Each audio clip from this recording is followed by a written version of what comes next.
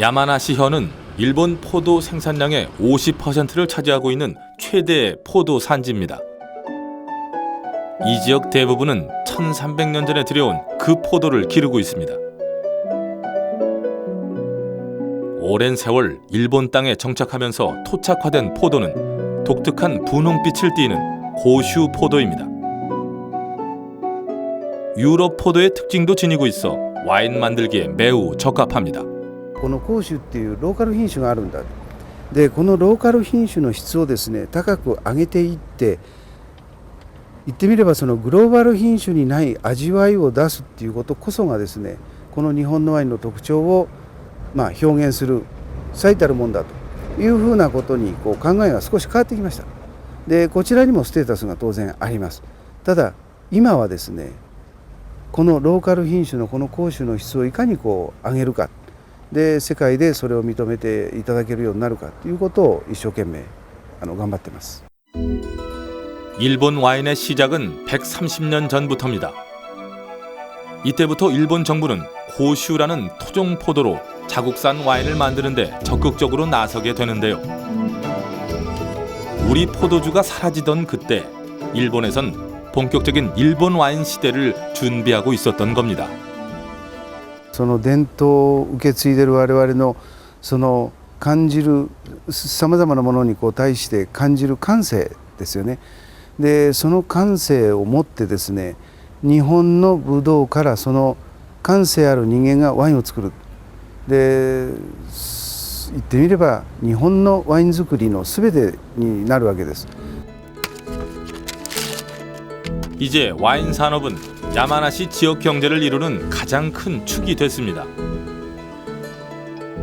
30개가 넘는 와이너리가 고슈 포도를 이용해 와인을 만들고 첨단 시설과 기술을 바탕으로 최근엔 세계 시장에서도 호평을 받고 있습니다. 오랜 시간 그들만의 포도와 와인을 지키려는 노력이 있었기에 가능한 일이었습니다.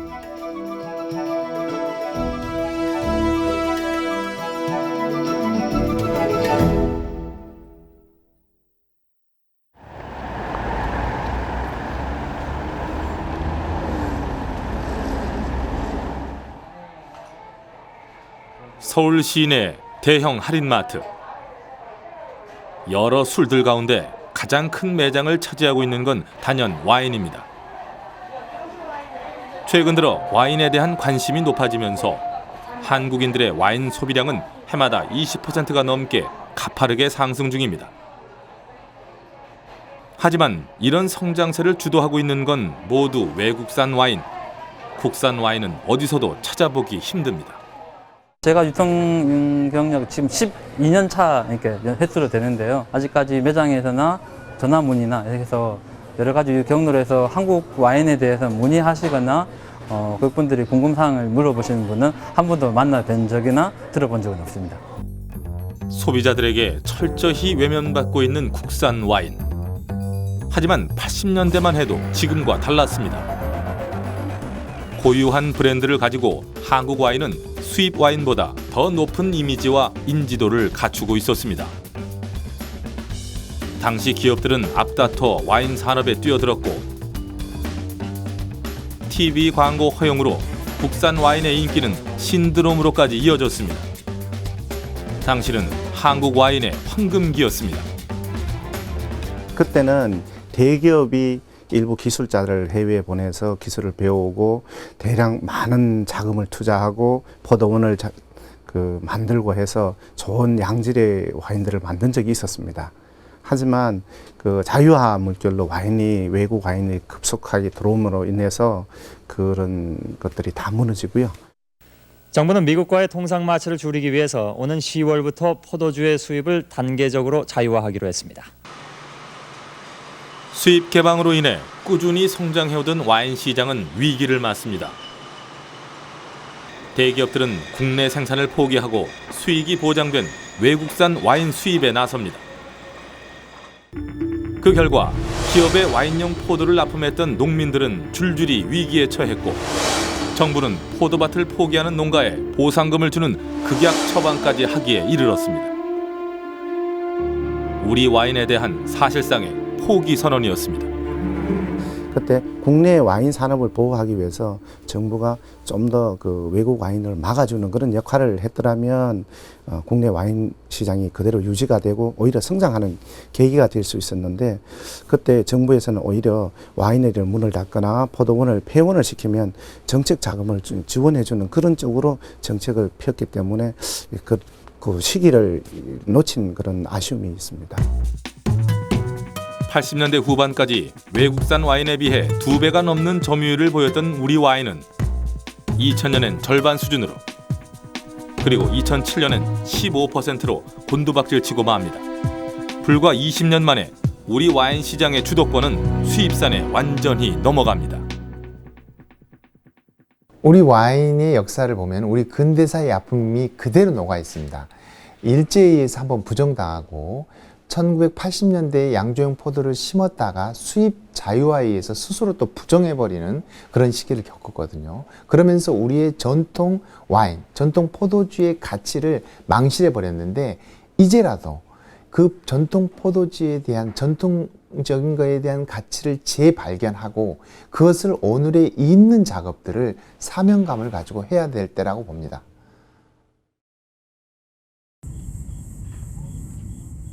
우리나라 최대의 포도 산지 영동. 적절한 일교차와 일조량으로 포도 재배 최적지로 꼽히는 곳입니다. 이곳에서 새로운 도전이 시작되고 있습니다. 영동 농민들이 직접 기른 포도로 와인을 만들기로 한 것입니다. 와인 조합을 만들어 부족한 기술력과 자금도 확보했습니다. 또 민과 관이 연합해 대량 생산이 가능한 공장을 갖추기도 했죠. 연중 14도를 유지하는 지하 저장고, 일제시대 탄약고로 쓰였던 토구를 개조해 우리 와인을 숙성시키고 있습니다. 하지만 이런 노력에도 세간의 시선은 냉혹하기만 합니다. 대기업도 안 되는 일을 당신이 무엇이 안 되고 하려 하느냐, 뭐 이렇게. 또 그래도 해야 된다 이렇게 했더니 정신병자, 약간 뭐 맛이 간 사람 아니냐 이렇게. 우리 와인이 안 된다고 보는 가장 큰 이유는 바로 지금의 포도 품종 때문입니다. 영동에서 재배하는 포도는 100여 년 전 미국에서 들여온 캠벨 품종. 먹기 위한 생식용 포도입니다. 생식용과 양조용 포도는 어떻게 다를까요? 우선 생식용 포도는 알이 크고 과즙이 풍부합니다. 그래서 씹어 먹기에 좋죠. 반면 껍질이 얇아 와인의 색과 맛을 내기 어렵고 씨앗에 있는 타닌 성분도 매우 적습니다.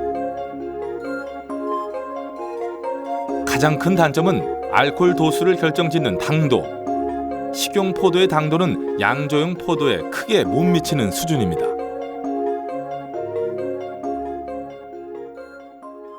당분이 변해서 알코올이 되니까 당도 한 15도면 알코올 농도 한 7, 8도 나옵니다. 당도가 한 24, 5 정도는 나와야 이게 이제 제대로 된 와인이 나오는데, 그만큼을 우리는 설탕으로 보충을 시키죠. 그리고 또 산도가 높기 때문에 산도를 좀 누그러뜨려야 되고, 탄닌도 좀 부족하고 색깔도 좀 부족하고, 그런 이제 악조건이 좀 있어요. 그래서 이걸 인위적으로 변동을 시키다 보면은 원가는 올라가고 맛은 더 없어지고. 우리 기후도 문제입니다. 포도가 한창 익어갈 무렵 찾아오는 장마와 태풍은 포도의 당도에도 치명적인 영향을 끼칩니다. 이를 극복하려면 막대한 비용이 들 수밖에 없습니다. 우리나라의 지역 그 기후상으로 고급 와인을 갖다가 만들려고 하면 프랑스나 아니면 이런 유럽에서 만드는 가격보다 10배 이상은 들 거예요. 하나의 와인을. 그러면 그렇게 만들었을 적에 과연 그 와인이 채산성이 있겠느냐는 얘기죠.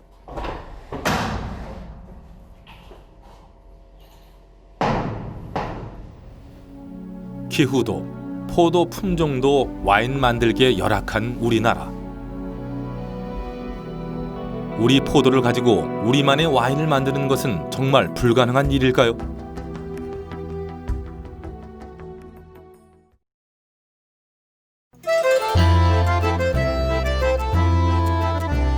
해답을 찾기 위해 와인 종주국 프랑스를 찾았습니다. 프랑스에서도 최고급 와인 산지로 명성이 높은 보르도 소테른 지역. 250년 전통의 1등급 포도밭을 자랑하는 한 농장을 방문했습니다. 그런데 수확하는 모습이 뭔가 이상합니다. 멀쩡한 포도는 놔두고 썩고 말라붙은 포도 알맹이들만 골라내는데 이 썩은 포도로 와인을 만든다는 겁니다. Pas assez pourri, voilà. Mais en fait, s'il y en a quelques graines, un petit peu. Il faut pas, voilà. On nous dit, quand on embauche, on veut que du pourri, donc on met que du pourri. S'ils nous disent mettre 10%, un peu comme ça, on met 10% et le reste du pourri. 포도를 썩게 하는 건 보트리티스 시네리아란 회색 곰팡이 때문인데요. 썩는 동안 포도의 수분은 날려보내고 당분을 벌꿀처럼 극도로 응축시켜줍니다. 이 곰팡이 포도는 귀하게 썩었다 해서 일명 귀부 포도로도 불리는데요. 귀부 포도로 만들어진 디저트 와인은 황금빛 다이아몬드라 칭송되며 세계적인 찬사를 받고 있습니다.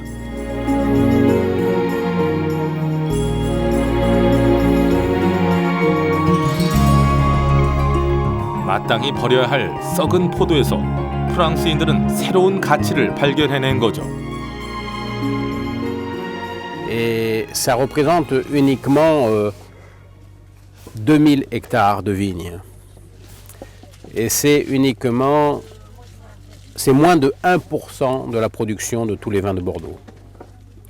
C'est une toute petite production confidentielle, très chère à produire, et qui s'adresse à des grands amateurs de vin, aux passionnés par le vin, à ceux qui sont à la recherche d'un plaisir plus fort dans le vin.